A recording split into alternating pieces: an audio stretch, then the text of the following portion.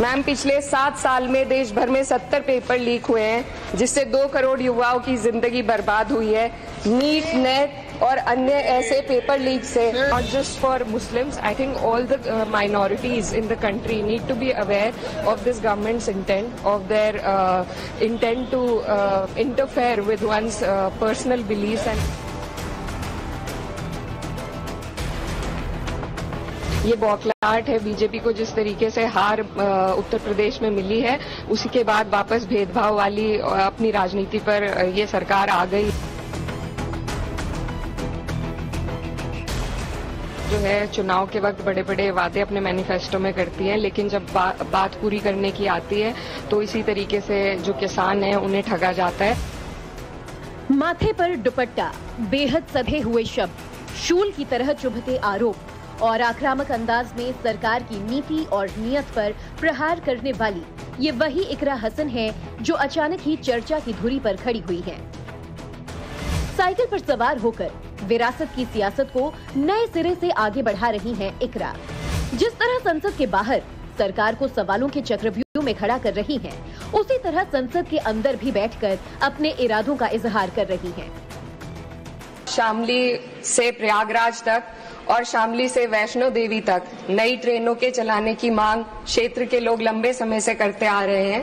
प्रयागराज में उच्च न्यायालय का होना और वैष्णो देवी एक धार्मिक तीर्थ स्थल होने के कारण दोनों स्थानों की कनेक्टिविटी अति आवश्यक है।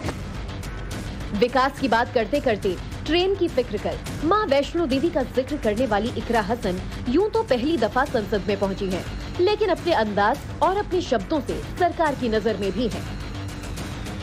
सदस्य आई है इकरा हसन, उसकी सोशल मीडिया में खूब चीज इन दिनों में मैंने उसको देखा है। आज उसकी भाषण भी मैंने, आदरणीय सदस्य की भाषण मैंने सुना।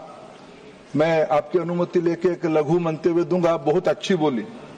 मैं सोच रहा था जब मन से बोल रही थी ठीक बोल रही थी, जब पार्टी वाला चीज आ जाता था थोड़ा भ्रमित हो जाती थी, लेकिन अच्छी बोली, उनको बधाई। कैराना से चुनकर संसद पहुंची 29 बरस की इकरा हसन सिर्फ सरकार की नजर में नहीं, बल्कि आम और पाकिस्तान की वजह से खास बहस का हिस्सा बन चुकी हैं। इकरा की पाकिस्तान वाली कंट्रोवर्सी क्या है, इसकी हम व्याख्या करें उससे पहले ये जान लीजिए कि वो अपने परिवार की तीसरी पीढ़ी है जो सियासत में उतरी है। इकरा के दादा अख्तर हसन सांसद हुआ करते थे। इकरा के पिता मुनव्वर हसन और मां तबस्सुम हसन भी कैराना से पूर्व सांसद रहे हैं। इकरा के भाई नाहिद हसन विधायक हैं। लंदन में लॉ की पढ़ाई कर लौटी इकरा पहली बार तब चुनावी गलियों में दिखी थी जब वो अपने भाई नाहिद को जिताने के लिए घर घर घूम रही थी। हालांकि तब तक लंदन में भारतीय दूतावास के बाहर CAA का विरोध कर कैमरे में आ चुकी थी। मेरी शुरुआत हुई राजनीति में तो परिस्थितियां थोड़ी ऐसी थी कि मेरे भाई पर और मेरी माताजी पर झूठे मुकदमे लगाकर उन्हें राजनीति उससे दूर किया गया। तो उस दौरान मेरा आना हुआ राजनीति में, तो कठिन परिस्थितियां थी, लेकिन उसके बाद मेरी खुद की दिलचस्पी बढ़ी। इस बार जब लोकसभा चुनाव में अखिलेश ने PDA को आकार दिया तो इकरा को उसी कैराना से चुनावी मैदान में उतारा जो उनकी पारिवारिक सीट रही है। चुनावी मैदान में उतरी इकरा हसन कई बार विवादों में रहीं। इकरा हसन ने क्षेत्र के गंगोह में एक चुनावी सभा को संबोधित करते हुए विवादित बयान दिया। उन्होंने कहा कि देश के हालात ठीक नहीं चल रहे हैं। अगर बीजेपी 400 सीटें जीतकर देश में सरकार बनाती है तो मुस्लिमों को दूसरे नंबर का दर्जा दिया जाएगा। इकरा के शब्दों में विवाद हुआ, बावजूद इसके वो चुनाव में जीती, संसद पहुंची, शपथ लिया और उसके बाद से सरकार की निष्ठा पर प्रहार करते हुए अपने समाजवादी सियासत को विस्तार दे रही हैं। The government now promotes digital India. It would do well to take a leaf from the Samajwadi Party's government under Akhilesh Yadav ji, which began distributing free laptops to class 12 students in 2012, effectively combating computer illiteracy and bridging digital divide in rural Uttar Pradesh. सरकार पर शाब्दिक निश्तर चलाने वाली इसी इकरा हसन के बारे में BJP के नेता अमित मालवीय ने सोशल मीडिया पर चौंकाने वाला खुलासा किया। सवालिया ट्वीट में अमित मालवीय ने पूछा कि क्या पाकिस्तानी उच्चायोग से 7 भारतीय सांसदों को कार्टन भरकर आम आया है। 7 सांसदों में राहुल गांधी, कपिल सिब्बल, शशि थरूर, जियाउर रहमान बर्क, अफजाल अंसारी और इकरा हसन के नाम का जिक्र था। कांग्रेस और समाजवादी पार्टी के सांसदों के नाम का जिक्र करते हुए बीजेपी नेता ने नोट में लिखा कि कुछ लोगों को आम कौन भेजता है, इससे भी पहचाना जा सकता है। इंडी गठबंधन के नेताओं के साथ आम और पाकिस्तान का जिक्र होते ही सियासी भूचाल सा आ गया। मोदी के मंत्रियों ने इसे आगे बढ़ाना शुरू किया और आम और पाकिस्तान के जरिए शब्द बाड़ों की बौछार कर रहे हैं। पाकिस्तान का आम अच्छा लगता है, उनको पाकिस्तान की सोच अच्छा लगता है, वो पाकिस्तान के पास संवाद वाहक भेजते हैं। अब लगता है इस मैंगो डिप्लोमेसी के कारण लगता है कुछ नापाक साजिश तो नहीं करेंगे। जिनका प्रेम जहां पर है वहां से आम आएंगे। कुछ लोगों को उत्तर प्रदेश के आम में खोट नजर आता था, वो स्वाद अच्छा नहीं लगता था। उत्तर प्रदेश के आम की मिठास उनको नजर नहीं आती, लेकिन पाकिस्तान के आम उनको कुछ ज्यादा पसंद।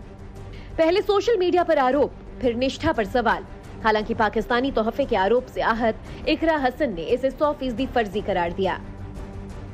सपा सांसद इकरा हसन ने सोशल मीडिया पर किए गए पाकिस्तानी आम के दावे को फर्जी करार दिया और इसे लेकर पुलिस ने बाकायदे शिकायत भी दर्ज कराई है।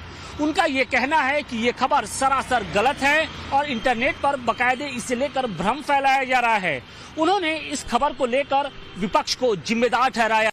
इकरा और उनके समर्थक इसे विपक्ष का दुष्प्रचार करार दे रहे हैं।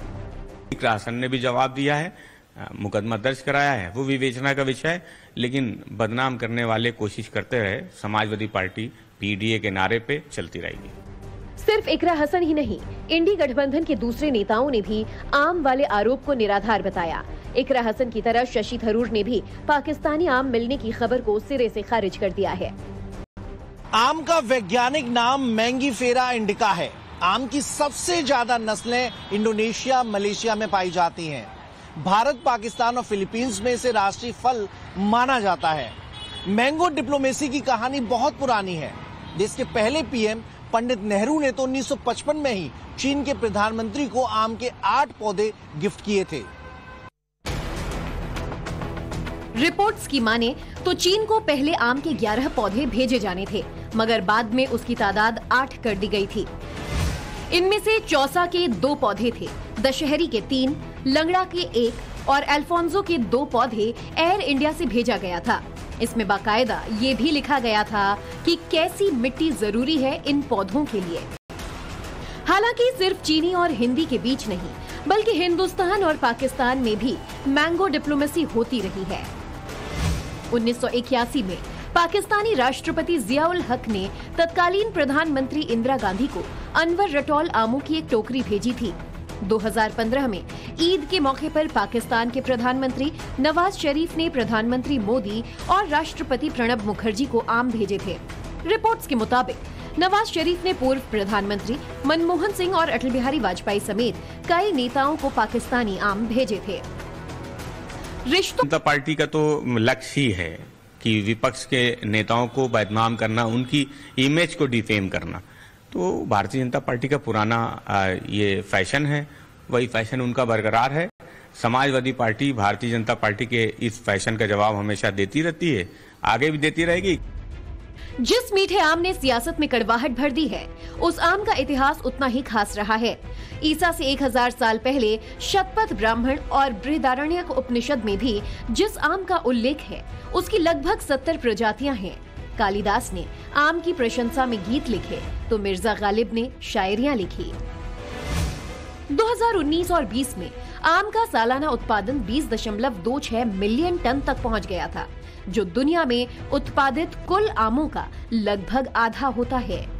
दुनिया के अलग अलग हिस्सों में भारतीय आम का भी निर्यात होता रहा है। एपीडा के अनुसार 1987-88 में भारत के ताजे आमों का निर्यात जहां 20,302 टन हुआ करता था, वहीं 2019 और 20 में ये बढ़कर 46,790 टन के करीब हो गया। अब जरा ये भी जान लीजिए कि हिंदुस्तान से जो आम निर्यात होते हैं, उनमें कौन कौन से प्रमुख हैं। तोतापुरी, गिर केसर, बादामी, बागनपल्ली और अल्फोंसो जैसे आम शामिल हैं।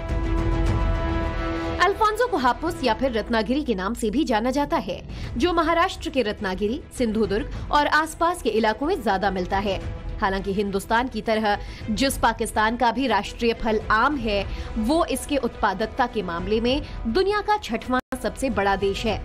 पाकिस्तान में हर साल 15 टन आम की पैदावार होती है। पाकिस्तान में लंगड़ा, चौसा, अनवर रतौल, सिणधरी, दशहरी जैसे आम बहुत खास माने जाते हैं।